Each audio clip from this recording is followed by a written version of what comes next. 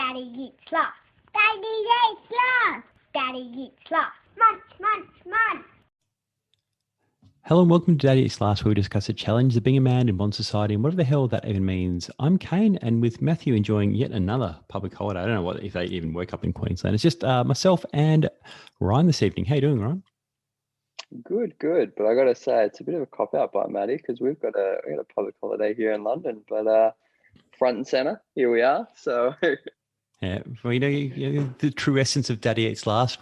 As soon as the public holiday, Matty just skives off and drinks beers on the beach or something like he sent us last week, even though the water that he had his kids in looked like it was sewer water, but it was apparently a beach. yeah, it looked terrible. I mean, in his defence, it is what do you guys got over there? 8:30 odd on a Sunday evening, whereas it's not yet hit 12 here. So I'm in a fine state with a coffee to have a chat with you this morning, as opposed to 6 beers down at 8:30 p.m. this afternoon, which is probably very likely over here. That'd be a fantastic time to actually talk to Matty when he's 6 beers in. We should actually just piped him in when he's 6 beers in. We haven't done a Daddy Eats Last drunk episode. Wouldn't be a bad idea, actually. We should all knock back a few beers and then jump on. And I'd love to get Matty's fatherly advice. 6 beers in versus his fatherly advice when he's not 6 beers in. That would be quite cool. We might chalk that one down. Maybe when I've broken my streak. I'm at 175 days booze free. So when I've broken my streak, we'll do a drunk Daddy Eats Last. What are you chasing? Are you gonna go the double ton? Well, I think I should be able to make the double ton now. In fact, I've got something on the day after I crack the 200. On the 201st day, I have a dinner with the dads from Kinder. So to get to know some of the dads of the kids, which I'll be honest, is probably not I say I'm not looking forward to. I'm looking forward to it enough, but it's not like something which I'm like dying to go to. So that might be a good time to, to break the drought, so to speak. It's kind of like those, it's like that little bit of a work social thing where you're a bit like, you know what, 1 or 2 beers would actually just make me sit with this a whole lot more comfortably. Yeah, than having to wade through this. I did say to my wife, the worry is that I might go all Frank the Tank from Old School. I have like 1 beer and I'll be like, come on guys, let's streaking through the quadrangle. We're streaking. And she'll just end up driving. I don't know where this particular thing is, just driving down the street. I'm just running down the street naked. So you best be careful what you wish for, kids. Maybe. One thing we're going to talk about tonight is accountability, because every month pre-Daddy Eats Last, we catch up to talk about some of your goals. You've gone through your goal setting previously on different episodes of Daddy Eats Last, and this is explicitly your goals for 2021. And there's 7 or 8 of them, and each month we check in just to see how you're going towards them. Now we're going to talk about why accountability is important. Talking, to people about your goals is important. So yeah, you've got, how many goals is it this year? Is there a number, and you're doing pretty well towards them? Yeah, there's 8 this year. And I think, as we've spoken before, the importance of kind of goal setting and just helping get some focus and clarity on some things. But the thing is, you said there, like, just the a challenge today, especially, is that I find for the modern man, I suppose, is because we're so time poor. I feel like we don't have those moments where you do catch up with your mates and just talk stuff and check in and kind of just, it's almost like having a bit of a, I don't know, like a brains trust or whatever it is that can help you get through things. So I guess that's where, once a month you and I get together and have a bit of an accountability session. Certainly don't need to call it that, but that's what we call it because we're not very creative people. And yeah, it's just good to help bounce ideas off, deal with challenges. But this year, I've only got 8 goals this year, which is a bit less than the usual 10 to 12. But I thought I'd try and keep it a bit more focused. Plus, also trying a lot of control what you can control. I think COVID taught us there's a lot of things you can't really control out there. Yeah. We're going to go through some of the goals tonight, maybe all the goals, and just see how you're tracking towards them. Some of them you've already achieved, some of them you're on track to, some of them will possibly be impossible. Go me, based on the COVID stuff, which is kind of going on in the moment. But the one which, the first one is It's basically 1 month of no booze, 1 month of no chocolate, and 5 meat-free meals each week. How's that going? Yeah. Still going all So right? that one's going good. Yeah. So I try and structure these, I guess, for a bit more context on like obviously there's some career goals, there's some financial goals, there's some health goals, and then there's some life goals. So kind of structure them in those sort of 4 areas. And this one probably obviously fits in that health category. Positively, because we're coming out of lockdown here in London, which is fantastic. So it's definitely not been the month where I haven't been having booze, unlike you with your 175-day streak.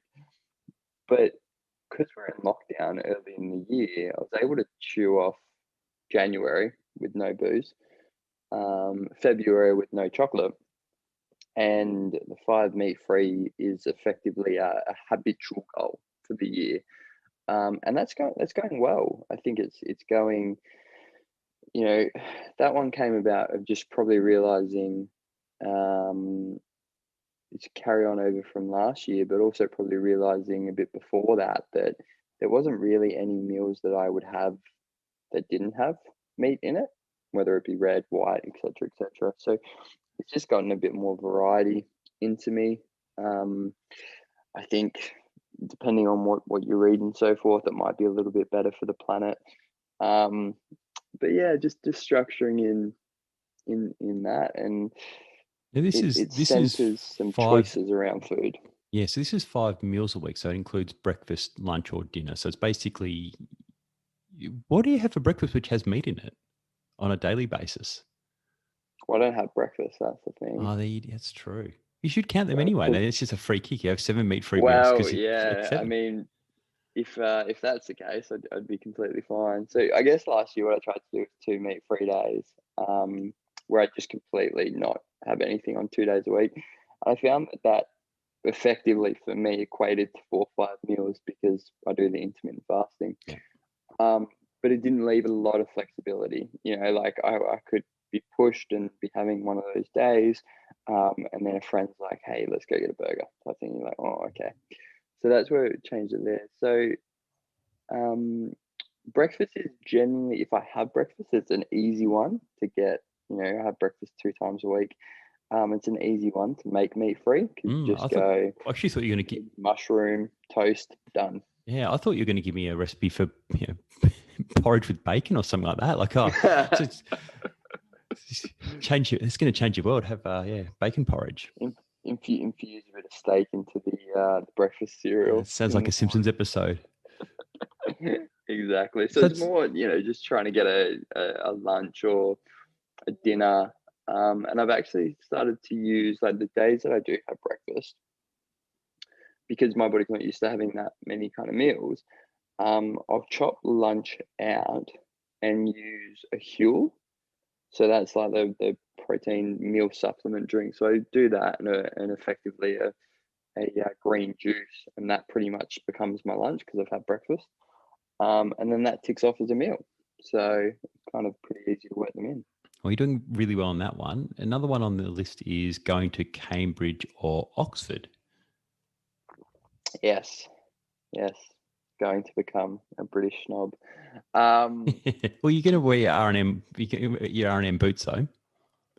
I did. So for those listening, I got a bit homesick sitting in 4 months of lockdown, and took a little bit of money that I'd saved there and went and bought myself a pair of R.M. William boots from a store which are handmade boots in Australia, if for those that don't know. And there's a store in London, so I went in there and I felt very, very homely. But no, so I wanted to do, as you would know, mate, because we've known each other for years and years. I've always, I love business, but I've never studied it, never actually done anything properly around it, even though I work in business 5-6 days a week. And coming over here, I've been encouraged to look at doing my MBA. And then I figured if I'm going to do it, then I'd love to do it at Oxford, Cambridge, just for the fact that, it'd be such an experience. So luckily, applied for both, got offers to both Oxford and Cambridge for their executive MBA programs in early this year, January, Feb. I think those offers came through, and yeah, so I've selected to go to Cambridge, kick that off in September. So that goal is a nice little one where it's sort of in the bank, and will come into fruition later on in the year. Fantastic. We'll skip over a couple of some of the more financial ones. We'll go to about climbing Mont Blanc, because obviously with COVID happening, this is one of those goals which kind of moves around a bit. Like, this is something you wanted to do for your 30th originally. It's been pushed back to this year. How's it looking? Yeah, so there's the next two outside the dollar ones, which we can touch on them at a bit of a high level, but these two are a little bit asterisked with COVID. So Climb Mont Blanc's one from last year, which was effectively what I wanted to do for my birthday last year. And then COVID got in the way. It's looking positive. I am booked for the first week of August to fly into Geneva in Sweden, and Sweden, Switzerland. I always get those two countries mixed up. And yeah, spend a week climbing the mountain that is Mont Blanc, which is the tallest mountain in Western Europe, just under sort of 5,000 meters. So it's all booked, it's all in play, it's all ready. It all looks to be fine, pending another variant of COVID buggering everything up. But last week I got vaccinated, so that's another good tick towards climbing Mont Blanc, and fingers crossed and get to cross that one off this year. As an aside, while you touched on your vaccination, how's the rollout going in the UK? Because you're obviously, just turned 30, you're 30 and a half, and you've been vaccinated with AstraZeneca? No, I got Moderna. Yep. TK got AstraZeneca though. Yeah. A couple of weeks ago, before all the blown up news came about that one, which is questionable. Now, either of you actually had any? Say, how you get the vaccination, then you get some cold-like symptoms. Did either of you get anything like that? Yeah, so both the arms were pretty sore for a day or two after the vaccine. Pretty sore. No real cold-like symptoms. Just tired. Like, was just tired. Felt a little bit, knocked about by it. Yeah. But then fine. And they said, 24 hours you're gonna be a little bit dusty. And then after that, to be honest, it was pretty much fine. The rollout over here is going phenomenal. They've done like 41 million people have had their first dose, coming up to 10 million on their second. We got ours, so they've ticked the 40 to 45 age bracket is where they're at with adults. We both got ours because we have volunteered for the NHS vaccine. So we actually volunteered at vaccination centres, and help people get through. And it's really slick operation that they've got over here. And just fortunate enough that at the end of the day there were a handful left, and first priority goes to the volunteers if they haven't been vaccinated. And then if there happens to be any, which there wasn't on the day that I got vaccinated, but if there's even any overflow further, then people from the streets can kind of get one. But yeah, I was very lucky to sneak mine through. It's amazing. It's like a proper vaccine rollout as opposed to sort of the ham-fisted thing which is going on in Australia at the moment. But let's not get too bogged down in the politics of the vaccine and the rollout. One of the other things which the vaccine may assist you with is living in another country. Yeah, so Climb Mont Blanc's kind of that. It's like my fitness goal for the year. Yeah. As I said, there's a real health category to some of these. In previous years, it's been run a marathon, or it's been do X obstacle races. You're still recovering or from that marathon, aren't you? Yeah. I'm still a bit tainted with that. Don't know that I'll be going back to doing one of those anytime soon. But so there's live in Spain, which is, I would love to live in Spain. I've been learning. Yo he aprendido de español por unos años. I've been learning Spanish for a year. haven't had a single chance to practice it, and started learning it in the first lockdown when COVID broke, thinking, okay, well, it's one of my favorite countries to travel. Maybe I can learn it, get over there and practice and speak a little bit of Spanish. So I'd love to, and maybe this would be one of the good things that comes out of COVID, go over there, live there for 4 to 6 weeks and just take the laptop and work out of there. That's a hope this year. Unfortunately, I don't think Spain are doing nearly as well as the UK with their vaccine rollout. So this is the one that may or may not come to fruition, but it's kind of out of the hands, I guess. Yeah. And the only other one I wanted to touch on was, I think, the one which you really struck a chord with me when I saw it on your list of things to do, which was buying your mum a house.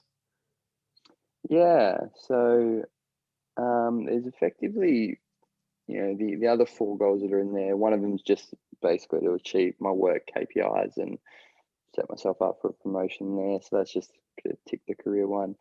And then there's a couple of money ones around, the business that we got in Australia. We want to get to a certain level, a couple of equities, investments that I want to stuff, make, yep. which just helps a bit there. But this one's a real one that's been there for a very long time.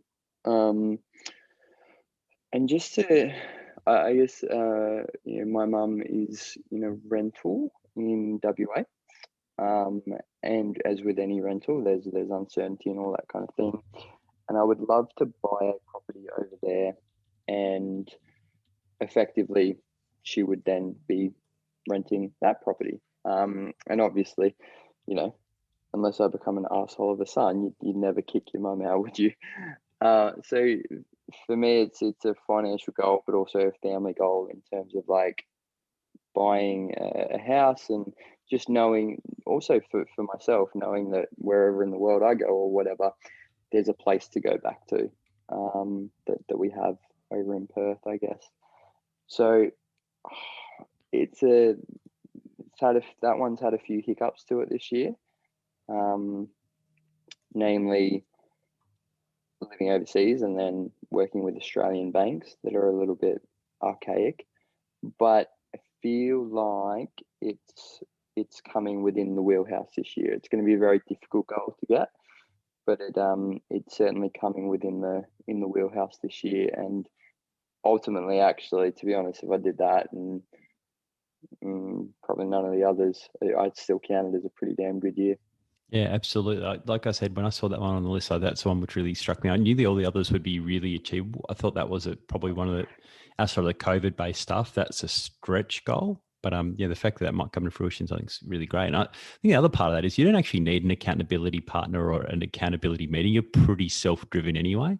Where a lot of people out there, having an accountability partner is just to check in on your goals periodically and just kind of assist you and just sort of prompt you, I think is a really important tool.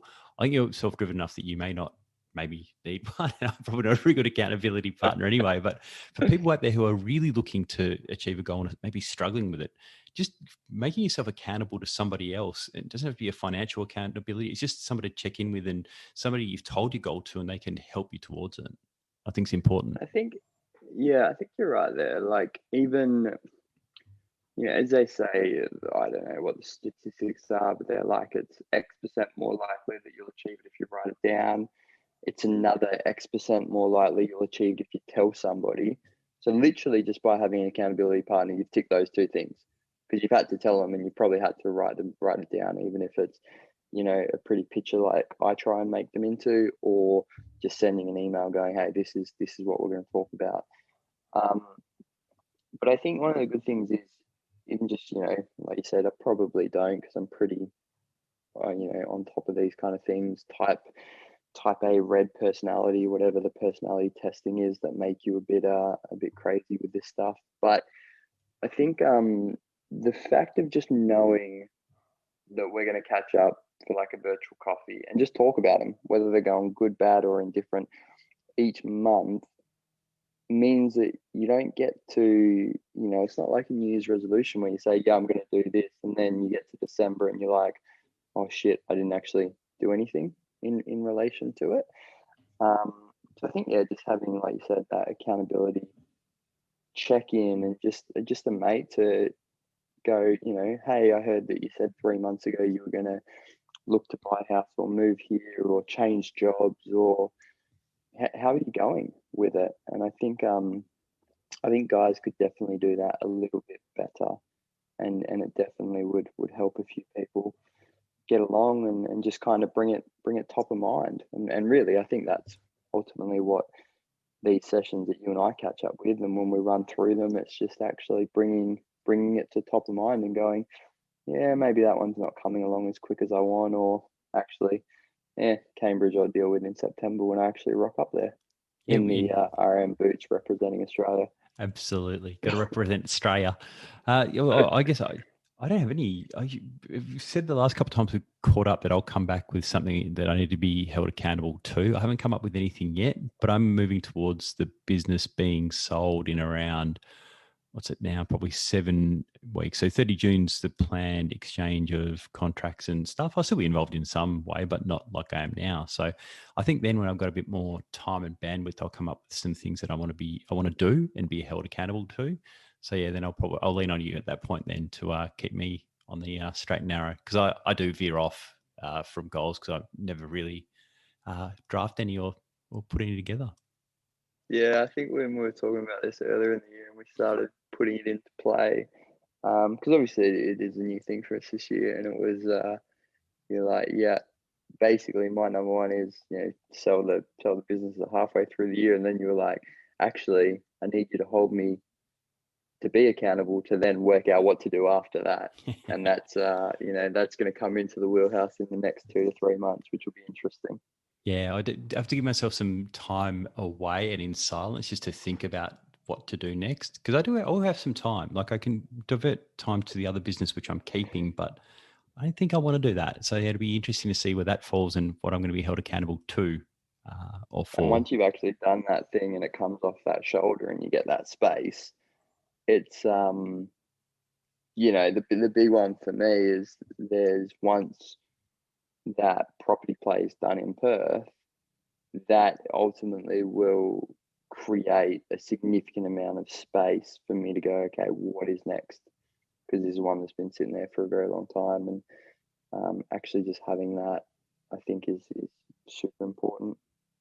Yeah, and like you said, sharing it with people and then just talking about different things with people and scheduling a time with your mates to talk about stuff. Like another really important thing you touched on there is just an important thing to do to just actually make the time, because we're all so busy being busy and so busy running around doing a million different things, but just setting aside some time. And we talk pretty much weekly on Zoom doing Daddy Eats Last, and we exchange messages during the week and take the piss out of each other and stuff like that. So it's really nice to actually just be able to schedule time to chat to somebody about stuff, be it important things or flippant stuff.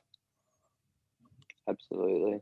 I think that's ultimately that's what this is. There's certainly no, I mean, when we catch up on the sessions, I would imagine, well, I know that we just talk as much shit as we do actually the formalities of going, how's this going, how's that going, and that in itself just helps. It all, and I think it's just that thing of the challenge today is that we're probably, because of the busyness and everyone's on 24/7, and we're not connecting as much maybe as people did 20-30 years ago. We miss some of these things. So by scheduling these in, I know that it's just great to catch up, but it actually does help me massively keep on track with these. Great to hear, mate. I think it's a pretty good place to wrap up for this week. If you're out there and you're thinking about touching base with somebody, just do it and just schedule it on a monthly basis or a weekly basis to catch up and have a chat, because I think it's really important. Do remember to subscribe to Dad Eats Last on iTunes if you haven't done already. And while you're there, please leave a review. Also, tell your mates about the podcast, especially if they are guys. Most of all, thanks for listening. I'll be back next week with another episode, or should I say serving of Daddy Eats Last. Maybe there'll be no public holiday next week and Maddie will be back on. Who knows? But we'll catch you next week. Bye-bye. Bye-bye.